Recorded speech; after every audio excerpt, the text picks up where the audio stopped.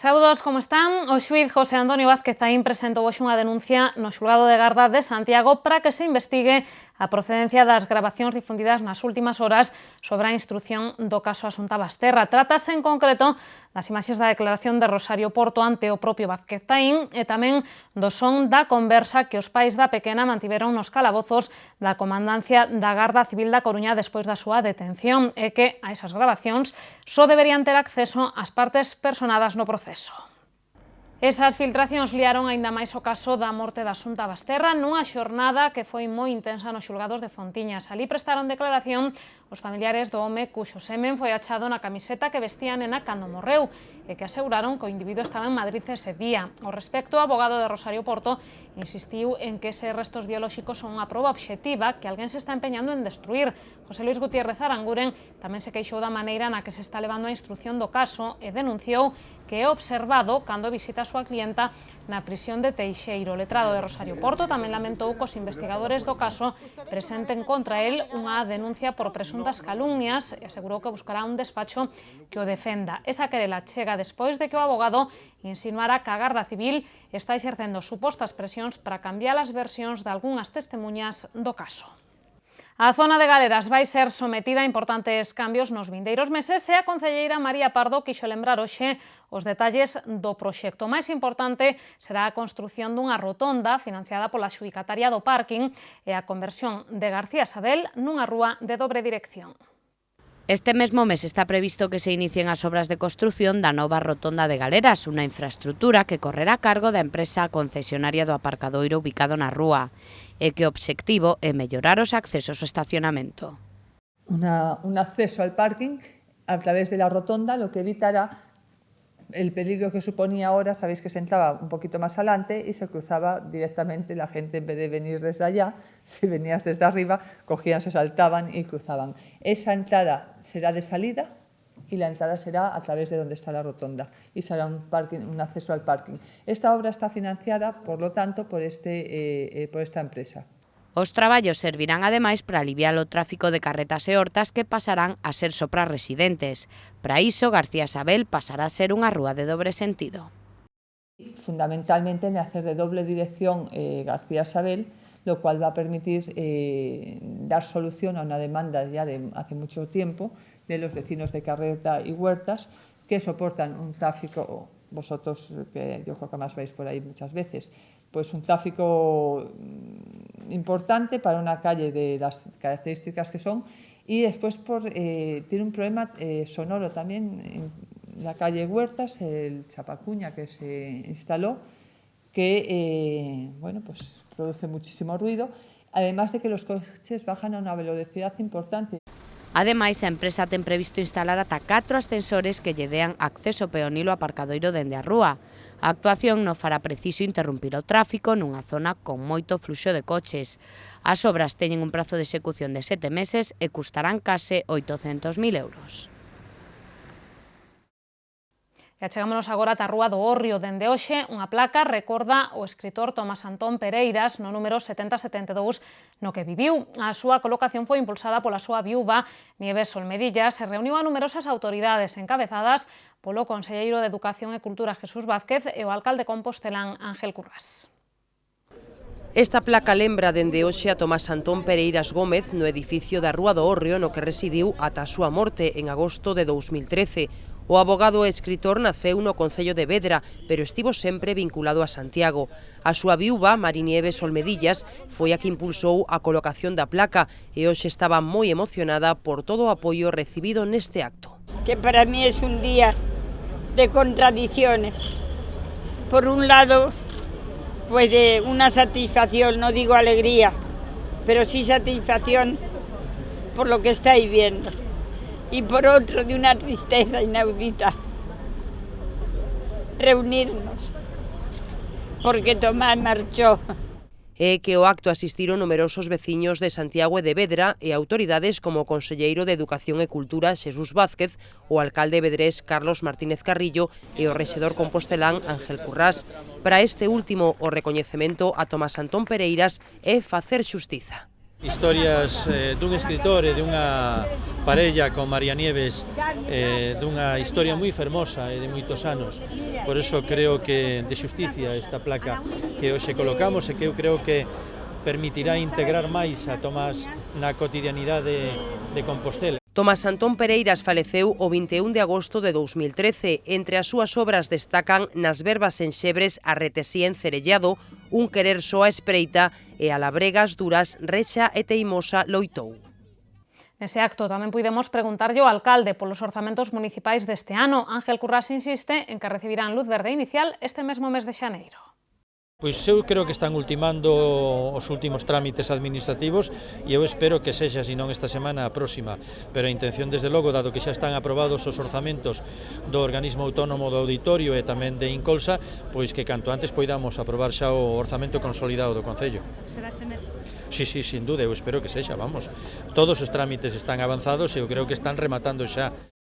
E hoxe tamén saímos á rúa para preguntarlles aos composteláns por unha medida anunciada polo goberno local e da que lles vimos falando nos últimos días. O Executivo está pensando en que os xubilados con rendas altas deixen de desfrutar dos 750 viaxes en autobús gratuitos que teñen na actualidade. Pois isto é o que opinan os afectados. Pois creo que sería xusto, porque no tempos en que estamos, pois que podemos axudar a evitar os gastos innecesarios a veces, pois sí. O que tamén debían de facer é axudar ás familias que teñen nenos e tamén pensar neso, que tamén os viaxes tamén costan e tamén baixar un poquinho no coste do viaxe escolar. A min pareceme moi ben, porque non hai por que subvencionar nin a jubilados, nin a nadie, eu son jubilado tamén. Este país está cheo de subvencións, de currutelas, e o único que fan é dicir que pagan os viaxes e quedarse cos cartos en outro lado, que non subvencionen a nadie, que non. Os xubilados que lle den a súa pensión e que non teñen, e que lle suban o que lle teñen que subir, e que non anden xogando con eles. Pareceme mal, porque non me chega así, mas teño os viaxes eses gratis para canto máis. Pero están quitando sempre aos que menos ten. E os outros rouban e non pasa nada. Os que ganan unha pensión moi alta, está ben que paguen o autobús, porque os pais de familia que teñen 3 e 4 fillos teñen que pagar os autobús e tal. Ahora, as pensións baixas non lle chegan para terminar o mes, porque se non teñen axudas de outras maneiras, porque esas pensións de 500 e pico ou 400, ahora o que gane arriba de 1000 e pico, 1500 ou 2000, 3000 euros, teñen que pagar. Pues mal, porque me afecta en el sentido de jubilada y francamente hay pensiones bajitas y toda la ayuda es buena, entonces la verdad no lo veo muy acertado. Bueno, pues a los que cobran, a los que tienen una buena pensión, pues que paguen. Pero los que están así tan poquitos, 400, esos, déjelos así. O los que están ahí en una residencia, déjelos gratuito. Máis cousas, coñecer o uso real que os adolescentes galegos fan das novas tecnoloxías e non a través dunha enquisa, senón dunha plataforma en liña que permitirá acceder a datos dos 80.000 estudantes de secundaria da nosa comunidade. É o obxectivo do proxecto que poñe en marcha a Xunta de Galicia a través da Consellería de Educación e da Axencia para a Modernización Tecnolóxica de Galicia, o Valedor do Pobo e a Universidade de Santiago. A plataforma debe ter os seus primeiros datos nun prazo de 6 meses. Canto tempo pasan en internet os mozos galegos, que redes sociais utilizan, a que perigos se enfrontan e que casos de ciberacoso ou ciberbullying se poden estar rexistrando na nosa comunidade. Son datos que se coñecerán grazas á plataforma en liña que se vai poñer en marcha o abeiro do convenio de colaboración asinado esta mañá entre o Valedor do Pobo, a Axencia para a Modernización Tecnolóxica de Galicia, a Universidade de Santiago e a Consellería de Educación. Trátase dun proxecto moi ambicioso e con moi poucos antecedentes no mundo, que amosará os perigos das novas tecnoloxías, pero tamén as oportunidades que nos ofrecen. Isto é como, se dixo en algunha ocasión, como a deusa Xano, a deusa de mitoloxía clásica que ten unha cara amable, unha cara negativa, unha visión positiva e unha visión negativa, unha visión de fortalezas e unha visión de debilidades. O que temos que facer é mitigar as debilidades e apoiar e maximizar e avanzar nas fortalezas das novas tecnoloxías. É que a plataforma ofrecerá datos reais sobre os 80.000 estudantes de secundaria de Galicia, polo que o proxecto vai moito máis alá que calquera enquisa que se tivera realizado antes. Na nosa comunidade, a máis importante foi a elaborada no ano 2011 polo Valedor do Pobo e desvelou que o 15% dos menores fan un uso perigoso da internet, daí a mala fama que ás veces ten a rede. Para nós, a gran preocupación é o noso sistema educativo e dese sistema educativo forman parte as novas tecnoloxías e, por tanto, é unha realidade a que non nos podemos escapar. A internet forma parte do noso día a día, forma parte das grandes oportunidades que tamén nos proporciona. A plataforma estará dispoñible para todos os centros de ensino nun prazo de 6 meses e os seus primeiros resultados coñeceránse antes de que remate o ano. En clave cultural, volven a Santiago os mellores monólogos grazas ao programa Falabaratos. No primeiro semestre de 2014 teremos nos escenarios de Compostela figuras do panorama nacional como Santi Millán ou Joaquín Reyes. Os humoristas galegos tamén terán o seu oco na programación con nomes como Kiko Cadaval ou Isi. A novidade deste ano serán os Falabaratos musicais. Tralo éxito acadado na edición anterior con máis dun cheo no auditorio no principal, o Concello segue a apostar polos monólogos co programa Falabaratos. Nos primeiros 6 meses do ano pasarán polos escenarios composteláns ata 12 humoristas, tanto do panorama nacional como galego. Nomes ben coñecidos como Santi Millán, Dani Martínez ou Joaquín Reyes farán rir cos seus monólogos xunto con varios humoristas do país como Kiko Cadaval ou Cándido Pazó. Isi e Patricia Vázquez inaugurarán o ciclo en 2014 con Noites de Retranca. Comezando mañá pola inauguración co que a terceira colaboración co ciclo Noites de Retranca, que neste caso trae a Isi, nun espectáculo doble, a Isi e a Patricia Vázquez. Unha noite un pouco especial tamén porque vai a ser a primeira muller falabarata do ciclo que iniciamos no 2012 e agora arranque do 2014, pois Patricia Vázquez será a primeira muller que faga un monólogo dentro de Falabaratos. Os monólogos ao uso súmanse dúas propostas singulares como os monólogos teatrais que virán da man de Josito Porto e Luma Gómez. Ademais, como novidade, haberá 2 falabaratos musicais. O primeiro correrá a cargo de Manquiña e Toni Lomba co espectáculo Música Ligera e o segundo reunirá a David Amor e os Taninos Maduros Jazz Band. As entradas para todas as representacións xa están á venda nas canles habituais a prezos que van dende os 6 aos 20 euros. E tamén coñecíamos o programa da 9ª edición do Festival Implícate, que reúne no escenario do principal música, danza, teatro e literatura. Trátase dunha iniciativa posta en marcha por implicadas no desenvolvemento e que conxuga cultura e solidariedade. A presentación chega con polémica, despois de que a organización decidira apartar a Luís Tosar pola súa participación nun vídeo musical que din é contrario á súa filosofía. O Festival Implícate, noite de música e palabra solidaria, reunirá o próximo domingo ás 8:30 da tarde no Teatro Principal a un grupo de artistas de diversos xéneros. A través deste espectáculo, a ONG galega, implicadas no desenvolvemento, pretende chegarlle ao público o seu traballo de concienciación sobre o papel da muller na sociedade. Ademais, esta cita coa música, o teatro, a danza e a literatura servirá para recadar fondos para 2 proxectos con mulleres na India.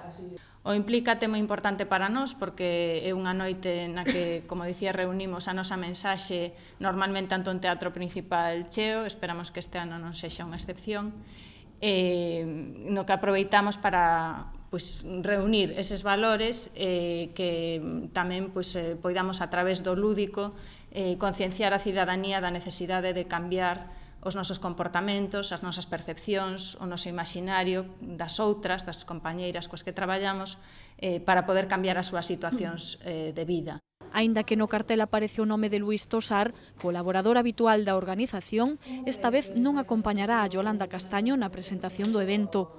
Así se decidiu despois de que o actor participara nun vídeo musical que a asociación considerou contrario á súa filosofía. O que está no comunicado é a postura da organización neste momento e non implica nada cara ao futuro en ningún sentido porque son cousas que teñen que debaterse a nivel interno e as persoas que somos a organización.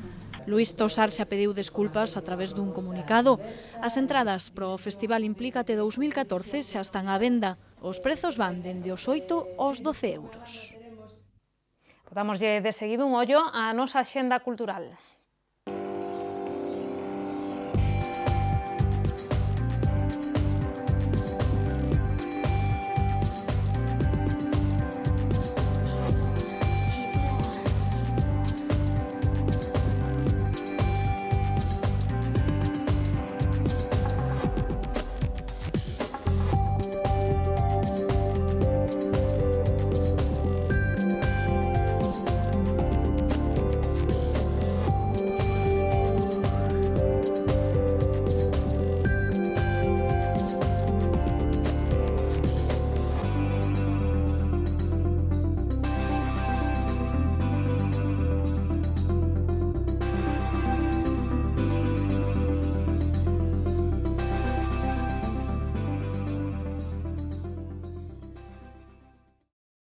Coñecemos tamén cales son as previsións do tempo pros vindeiros días, contanolo Meteo Galicia.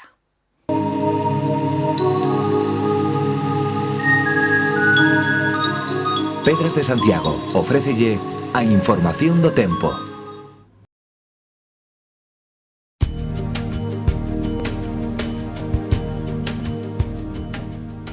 Mañá teremos ceos anubrados con chuvias no oeste, mentres que en Ourense, no sur de Lugo, agárdase tempo seco e soleado.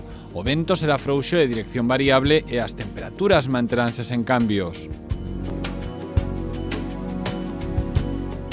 No venres os ceos estarán máis anubrados no oeste, mentres que no leste predominarán os claros sobre as nubes. Os ventos serán frouxos de dirección variable e as temperaturas baixarán.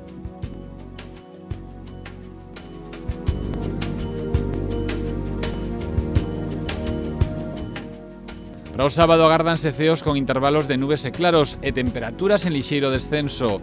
Os ventos serán frouxos do sur.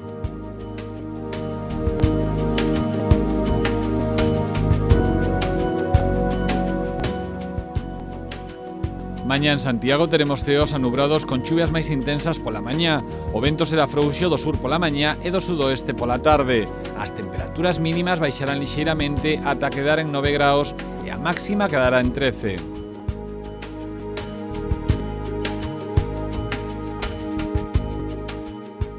Os ceos estarán anubrados no venres, pero non se agardan chuvias, os ventos serán frouxos de dirección variable, a temperatura máxima será de 14 graus e a mínima quedará en 9.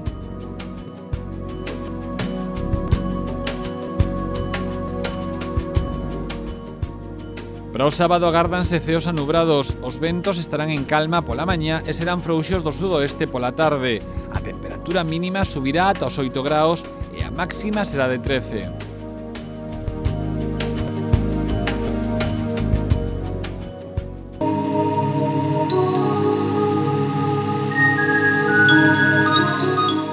Pedras de Santiago ofreceulle a información do tempo.